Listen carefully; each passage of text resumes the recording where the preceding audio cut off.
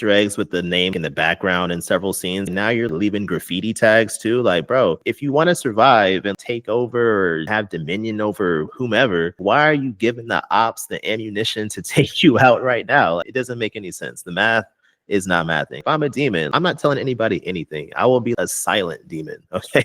No one will ever know my name, anything about me. I will just be wreaking havoc everywhere I go.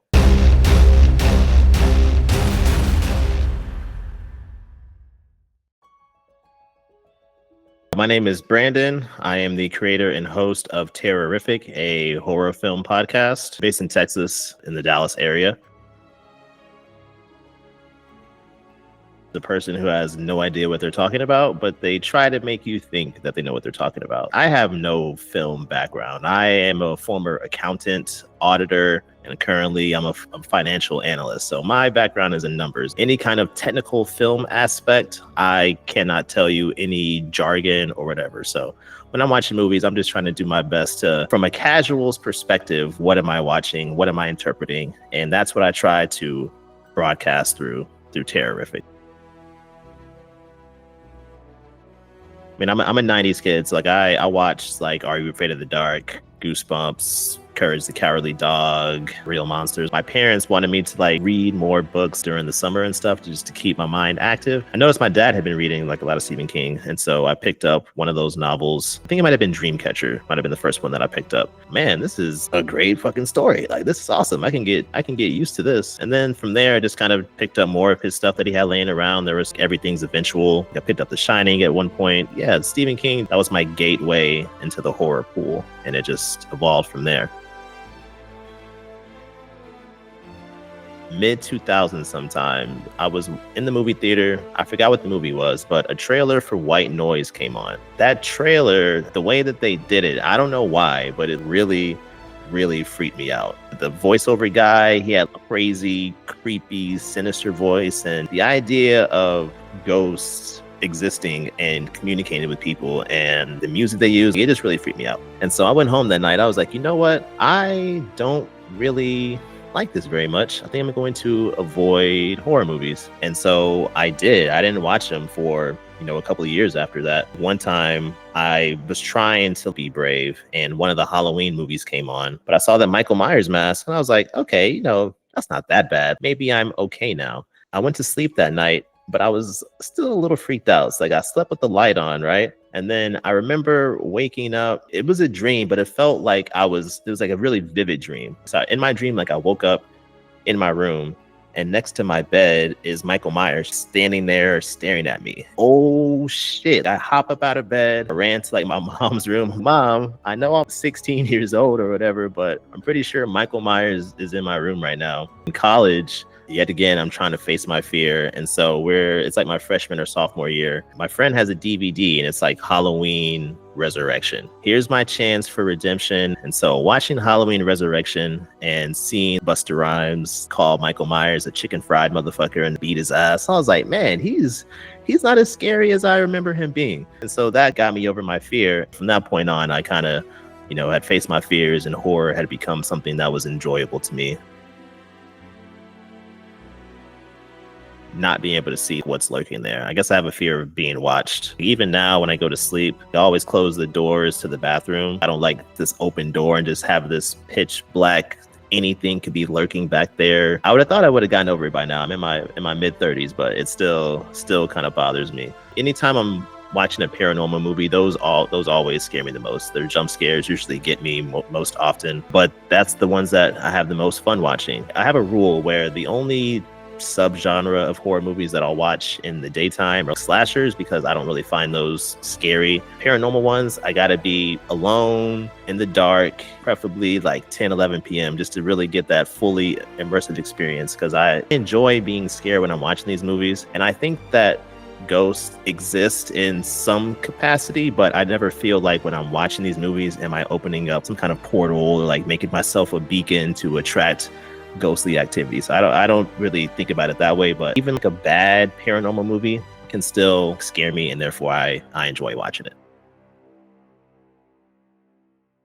Insidious was probably my landmark anchor paranormal movie. I watched it in the dollar theater. It smelled like piss sitting in those seats. Like the floor is all sticky. I just remember so vividly all these different smells. And I'm watching this. The lipstick faced demon when he first popped up behind Josh in the kitchen. It's like an iconic jump scare at this point. But when I was like, yo, I jumped. James Wan kind of became like my favorite horror director. From Insidious, The Conjuring 2 was another one. So I learned my lesson about watching the trailer from Insidious. So I went into The Conjuring 2 blind as well. And I showed up to the theater late.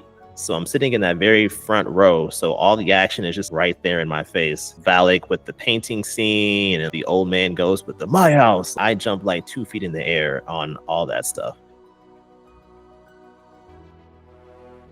The Easter eggs with the name in the background in several scenes. Now you're leaving graffiti tags too. Like, bro, if you want to survive and take over or have dominion over whomever, why are you giving the ops the ammunition to take you out right now? It doesn't make any sense. The math is not mathing. If I was a demon, which hopefully I never become a demon, but if I'm a demon, I'm not telling anybody anything. I will be a silent demon, okay?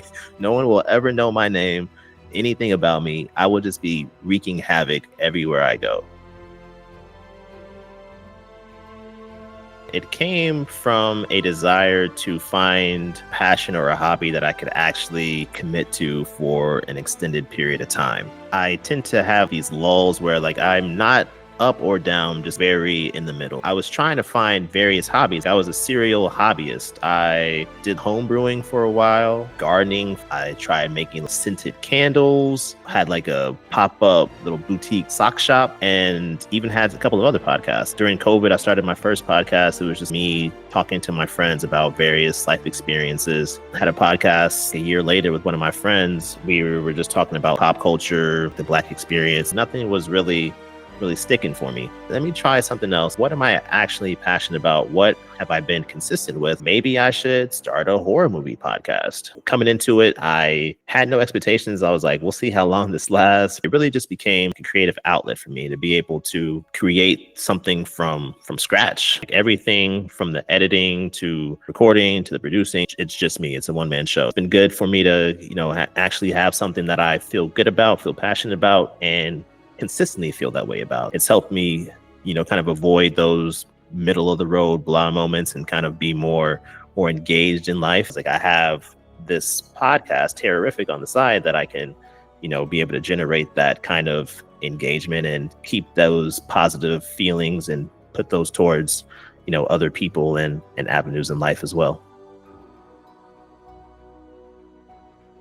Each season has one cohesive theme, and I try to build the movies within that theme. So season 1 was pretty easy. Did the Saw franchise, so the first 10 Saw films. Just wanted to rank the most diabolical trap in that franchise. So I went film by film in every episode. I would rank the traps in each individual film. Whatever trap won from that movie would then advance to take on the winner from the rankings from the following films. Season 2, I kind of wanted to at first stick to a similar format as the first season. And so the kind of overarching theme was like terror B&B. Pick a house, a horror house. If you had to choose to stay in, which one would it be? Either haunted houses or going to the commune like in Midsommar and having the people there be batshit crazy. So it ended up going terror B&B to horrible hosts and haunted house guests, but that was kind of like my springboard. This is where like the amateur expert comes in, where I don't really know what I'm talking about. I could probably like Google some articles to see what these themes and stuff are, but where's the fun in that? I don't want to just like talk about stuff that people can find on their own. I may be saying stuff that you can find on the internet in another article, but it's just coming from me based on what I saw. And if I happen to,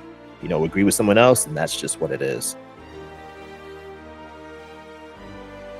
The theme is going to be like dissecting the VHS franchise. I'm going to rank every single segment to see, which one is the best or my personal favorite throughout all 8 films. So I have an actual spreadsheet going. I have like 4 criteria that I'm judging everything off of. So I have the overall story, rate that from 1 to 5, the special effects, the situational fear involved in that segment, and then also the likelihood of death. So all these are rated from 1 to 5 with half points as well. And then I average all it up into one score and rank it that way. We're going to see out of, 50 or so segments, what one has the number one score.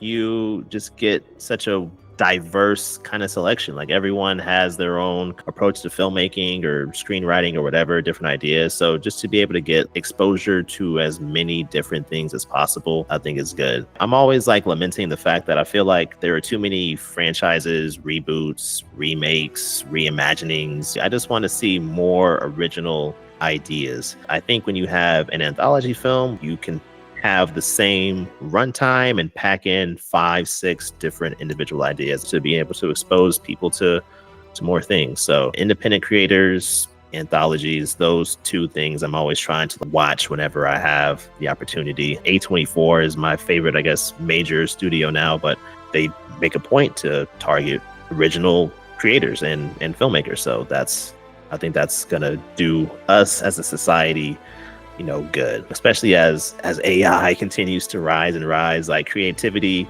is on a decline because we don't have to think for ourselves as frequently as we used to. And so I think the more opportunities we have to be able to foster people and give them like that exposure to the masses who are bringing original ideas, we'll be better off for it.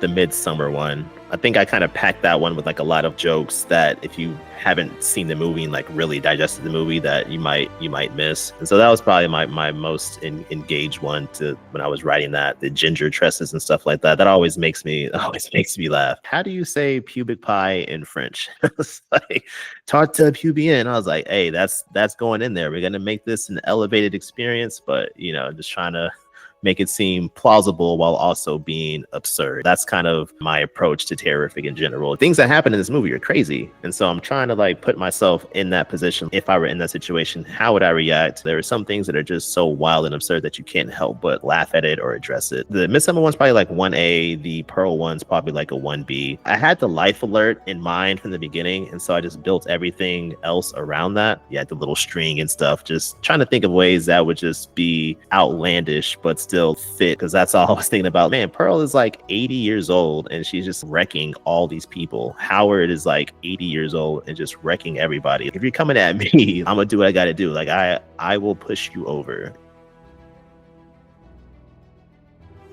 I've never tasted breast milk. For the Barbrian video, that was just regular skim milk from a cow. Next time, maybe I'll fully commit to the bit. In my friend group, I was always kind of like the horror guy. There were times where I would watch something that was like a little bit more extreme and I would tell someone about it and I would feel like they were kind of like looking at me sideways a little bit. Why are you kind of like into that type of deal? Kind of made me feel a little bit self-conscious. And so being able to be part of a community where other people are watching the same things I am and they understand that there's a difference between what you watch and how you actually live in life. Just because you may see someone get dismembered and have their entrails pulled out doesn't mean that you have any desire to do that yourself or see that happen in real life. It is all fiction. It does something for you. It entertains you, or for me, it was helping me get out of that middle funk or whatever. I think there was like an inherent stereotype attached to the people who like horror. Look a certain way, you act a certain way. And what I've come to realize, being a little bit more involved in the horror community, is that it's a horror mosaic. Here we are. Like everyone has their own look, their own approach, their own feelings for it. And the one common thread there is that everyone is passionate about it and everyone is also open and accepting to other people who kind of share that same passion. It's been really nice to kind of like find my place here where we all share this common love for this wild ass shit.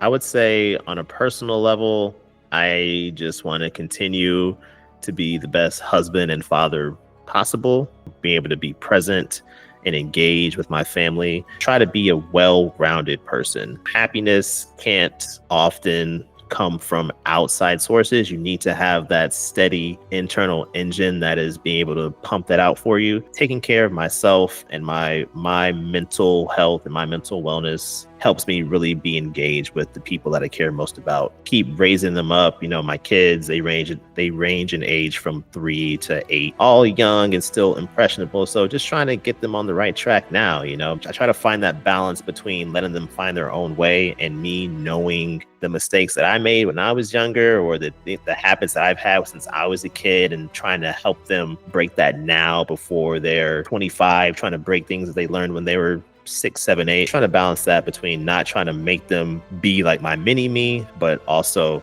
try to save them some of that heartbreak and, pain of growing later on. In the future, from a podcasting standpoint, just want to continue to collaborate. I want people to like see Terrorific pop up, see that little heart icon on IG and be like, Brandon's going to come and he'll reshare my posts. He'll comment on my stuff. Like, he'll be a supportive kind of person and figure there. I want to kind of pay that forward, because a lot of people have done that for me. Being able to be part of like various collectives, like the Creators Collective, the Echo Cell Collective, the Killer Point of View Network, all these different things, these people who reach out to me, and even the Horror Mosaic, to be able to talk about things and share my views on the horror community and horror films and whatnot.